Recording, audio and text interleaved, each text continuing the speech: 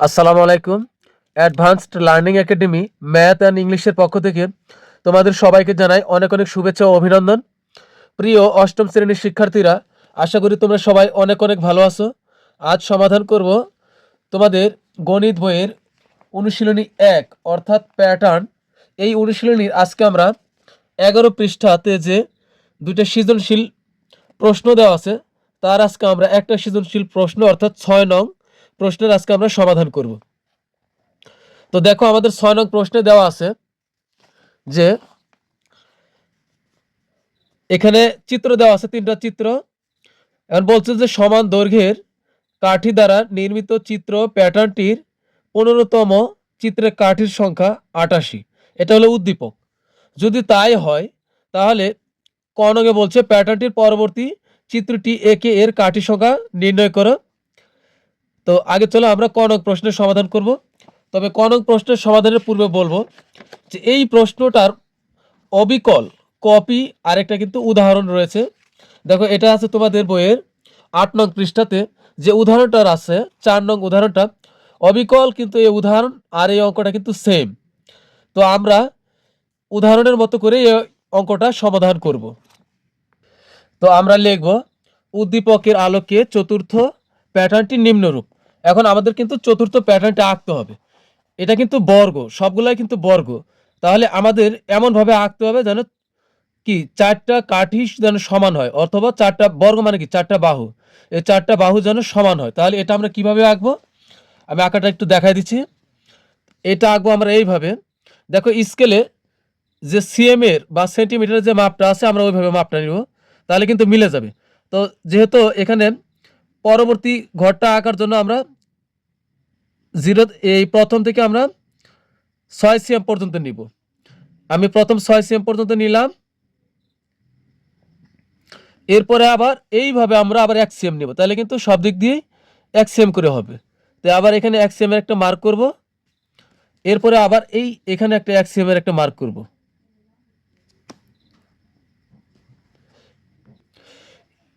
এরপরে আমরা প্রত্যেক সিএমে একটা করে চিহ্ন দেব। ১ ২ ৩ ৪ ৫, এই একটা ৬টা। এরপরে আবার আমরা এই উপরটা মার্ক করব। ১ ২ ৩ ৪ ৫, এই ৬। মানে আমাদের প্রথম চিত্রের কাঠের সংখ্যা ছিল কয়টা? ৪টা। পরের চিত্রের কাঠের সংখ্যা হলো ১০টা, তার মানে ৬টা বৃদ্ধি পেয়েছে। তারপর ৩ নম্বর চিত্রের কাঠের সংখ্যা হলো ১৬টা, তার মানে ৬টা বৃদ্ধি পেয়েছে। তাহলে আমাদের চতুর্থ, এই এখন যে চিত্রটা আঁকবো চতুর্থতম চিত্রের কাঠির সংখ্যা হবে ২২টা। তো এখন দেখো, আমাদের সব দিক থেকে মাপ কিন্তু এখন ঠিক আছে। এখন খালি আমরা যোগ করে দিব। ১ ২ ৩ ৪ ৫, এই ৬।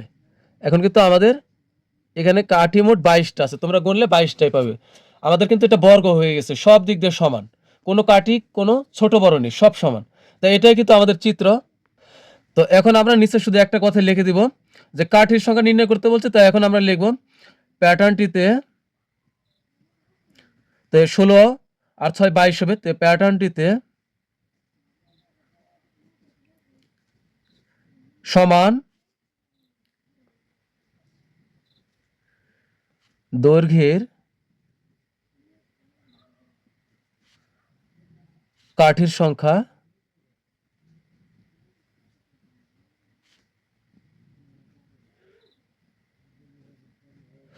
কাঠির সংখ্যা হবে কত? এখানে আছে হলো ১৬, এখানে ১৬, আর পরবর্তীতে এখন নতুনটা আরো ৬ যোগ হবে, তাহলে হবে ২২টি। তো এটা কিন্তু আমাদের ক নং প্রশ্নের সমাধান শেষ। এবার আমরা সমাধান করব হলো খ নং প্রশ্নের। প্যাটার্নটির কতম চিত্রে কাঠি সংখ্যা নির্ণয় করার সূত্র গঠন করে ২১তম পদ নির্ণয় করো। তো আমরা এখন খ নং প্রশ্নের সমাধান করব। তো এটা সমাধান করব আমরা অনেকটা উদাহরণের মতো করি।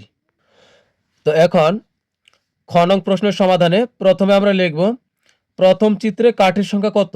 ৪। প্রথম চিত্রে কিন্তু কাঠির সংখ্যা আছে ৪টা। তো ৪কে আমরা কিভাবে লিখতে পারি? এখন কথা হলো, প্রথম চিত্রের কাঠির সংখ্যা হলো 4টা, দ্বিতীয় চিত্রের কাঠির সংখ্যা কয়টা? 10টা, তাহলে ব্যবধান কত? 6। এরপরের চিত্রের কাঠির সংখ্যা কত? 16, তাহলে ব্যবধান কত? 6। আমরা এই 6টাকেই আমাদের এই অঙ্কের ভিতরে সূত্র হিসেবে কাজে লাগাবো। তো আমরা 4কে লিখতে পারি হলো, এই যে প্রত্যেকটা একটা চিত্র থেকে আরেকটা চিত্রে কাঠির যে পার্থক্য বা ডিফারেন্স, এটা হলো 6। তা আমরা প্রথমে লিখবো হলো 6। এখন চিত্র কততম? প্রথম। চিত্র কয় নাম্বার? 1 নম্বর চিত্র, তাই আমরা গুণ করবো 1 দিয়া। তাহলে 6 একে 6, কিন্তু আমার এখানে আছে কত? 4, বেশি নিচ্ছি কত? তাহলে 2, তা এই 2 আমরা বিয়োগ করে দিব। গেল কি? 4কে ভাঙছি, এটা হলো ব্যবধান, এটার কোনো পরিবর্তন হবে না, এটা ব্যবধান 6। চিত্র কততম? প্রথম, তাই আমরা 1 দিয়ে গুণ করছি, তাই 6 কে 6, এখানে আছে 4, 2 বেশি, তাই আমরা 2 বিয়োগ করে দিলাম। এরপরে দ্বিতীয় চিত্রে কাঠির সংখ্যা, দ্বিতীয় চিত্রে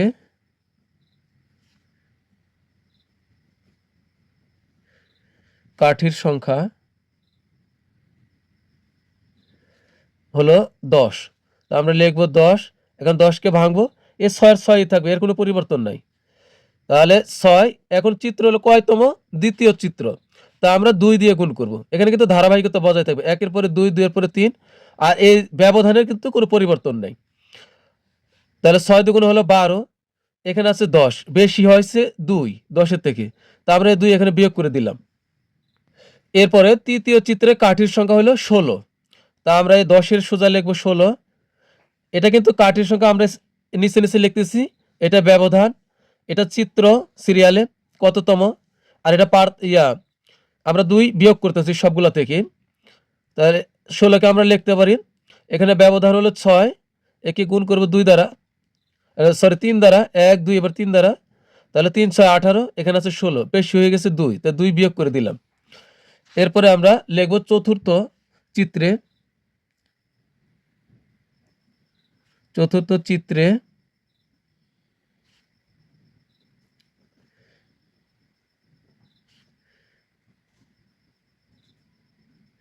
কাঠের সংখ্যা হলো 22, 22। এখন এই ব্যবধান 6 6 থাকবে, চিত্র নাম্বার হলো 4, তা 4 6 24, এখানে আছে 22, তা 2 বেশি, 2 বিয়োগ করে দিলাম। তা এখন আমরা কিন্তু কি করতেছি? অঙ্ক ধাপে ধাপে বোঝাচ্ছি, এইভাবে গেলে এই হবে, এইভাবে গেলে এই হবে। সবশেষে আমরা একটা কথা চালাই দিব যে একইভাবে কতম চিত্রে, ঠিক আছে? আমরা ভালোভাবে বোঝাতে বোঝাতে সবশেষে আমরা কি, যদি তাই হয় তাহলে একইভাবে কতম চিত্রে কি হবে, আমরা ওই কথাটাই এর সাথে যোগ করে দিব। তো এখন আমরা লিখব একইভাবে কতম চিত্রে, একইভাবে আমরা একটু বাম দিকে চাপাই লিখব, একইভাবে কতম চিত্রে কাঠির সংখ্যা।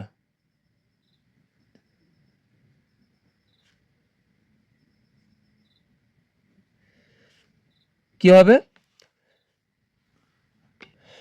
এখন আমরা এই কটা কি করব? এই যে পার্থক্য আছে, এই পার্থক্য 6-এর সাথে আমরা কি করব? ক গুণ করব, কারণ প্রথম দ্বিতীয় তৃতীয় চতুর্থ, এরপরে যে চিত্র এটা হলো কতম, তা এই চিত্রের সিরিয়ালে যাবে হলো ক, তো এখানে হবে ক আর বিয়োগ 2 এর 2। তো এখন আমাদেরকে বলছে যে কতম চিত্রে কাঠি সংখ্যা নির্ণয় করার সূত্র গঠন করি।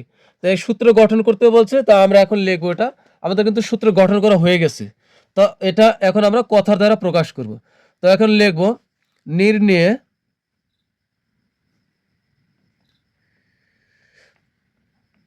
কতম চিত্রে কাঠি সংখ্যা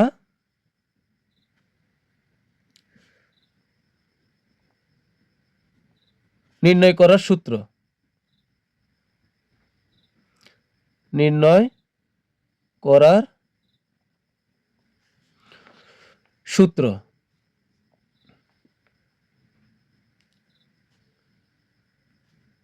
সূত্রটি হলো, এখন লিখে দেব, এটাই 6 আর ক গুণ করলে হবে 6 ক আর বিয়োগ হলো 2। তো এটা কিন্তু 1 খণ্ডের উত্তর পাওয়া গেল। তো এখন বলছে যে 21তম পদ নির্ণয় করো। তা আমরা লিখব সুতরাং 21তম পদ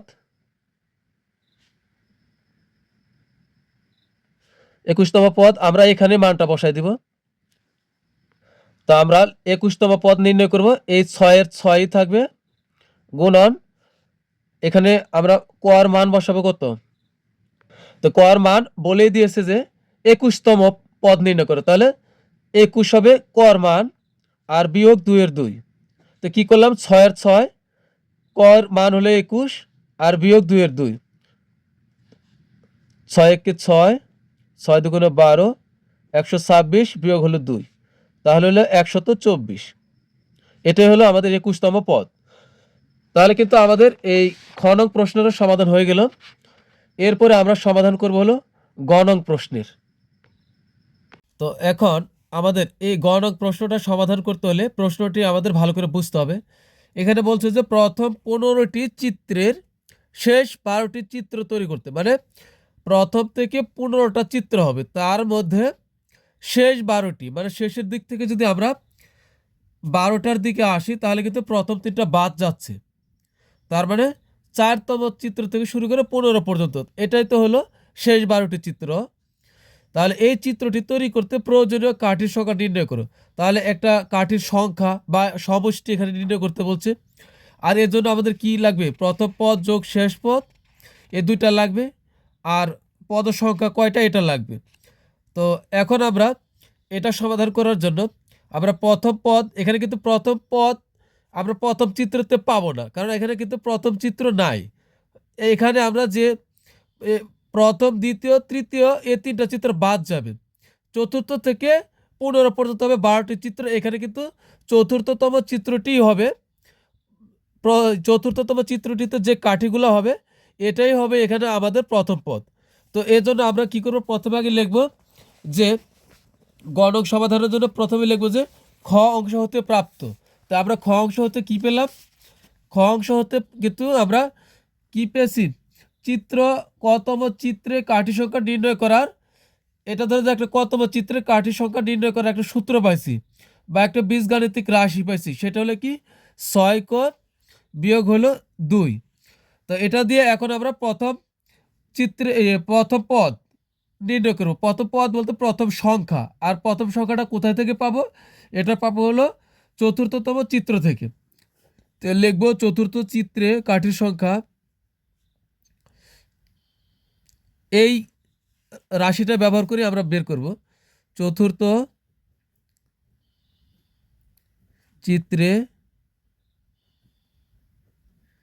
কাঠির সংখ্যা। আমরা মান বসাই, এই 6 এর 6 থাকলো, 6 এর সাথে ক গুণ অবস্থায়, চিত্র কততম? 4তম। তাহলে চিত্র হলো 4, 424 আর বিয়োগ হলো 2। এখানে ক এর মান কিন্তু 4, যততম চিত্র এখানে তত নাম্বার হবে। এখানে 424 আর বিয়োগ হলো 2, 24 বিয়োগ হলো 2 সমান হলো 22। তো এটা কিন্তু আমরা যে প্রথম পদ পেলাম আমরা চতুর্থতম চিত্র থেকে। এরপরে আর আমাদের শেষ পদ যেটা দেখো 15তম চিত্রে কাঠির সংখ্যা হলো 88। এখানে কিন্তু একটা দেওয়াই আছে, এটা হলো শেষ পদ। 15তম বলতে এখানে শেষ পদ। তা আমরা লিখব যে 15তম চিত্রে কাঠির সংখ্যা বা শেষ চিত্রে কাঠির সংখ্যা। আমরা লিখব 15তম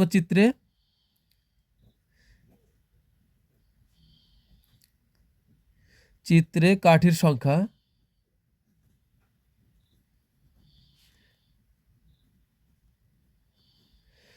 কাঠির সংখ্যা 6 ক।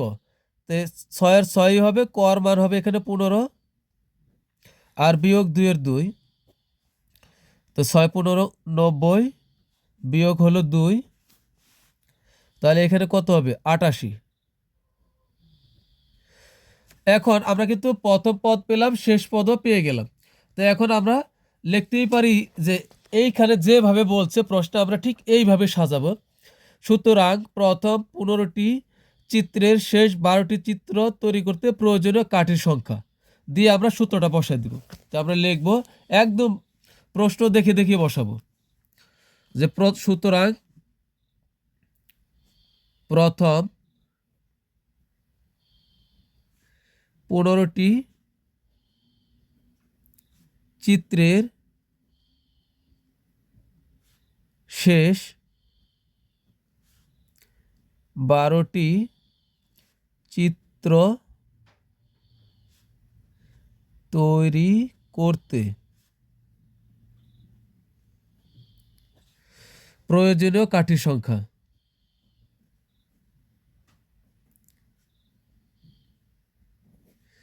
প্রয়োজনীয় কাঠির সংখ্যা।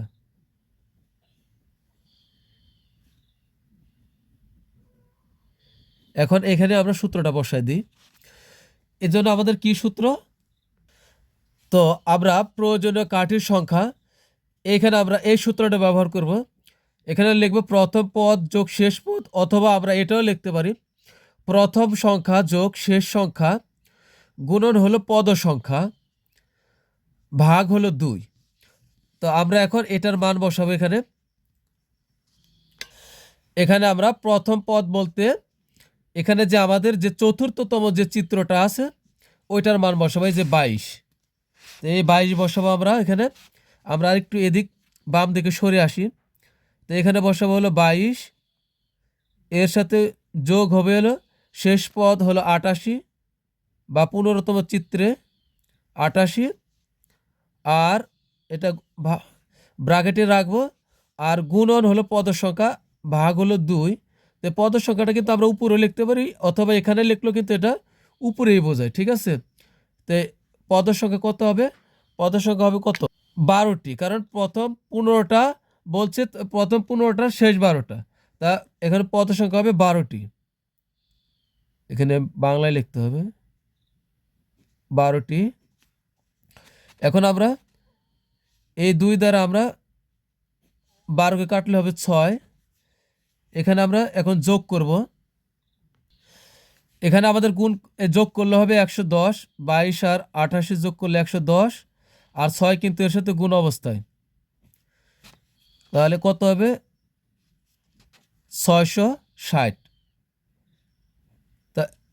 তার মানে হলো 660টি কাঠি লাগবে। তো এটাই কিন্তু উত্তর। তো আমরা আবার শেষে আমরা এই সাইডে লিখে দিব, এখানে প্রথম পদ 22, শেষ পদ 88 এবং পদ সংখ্যা।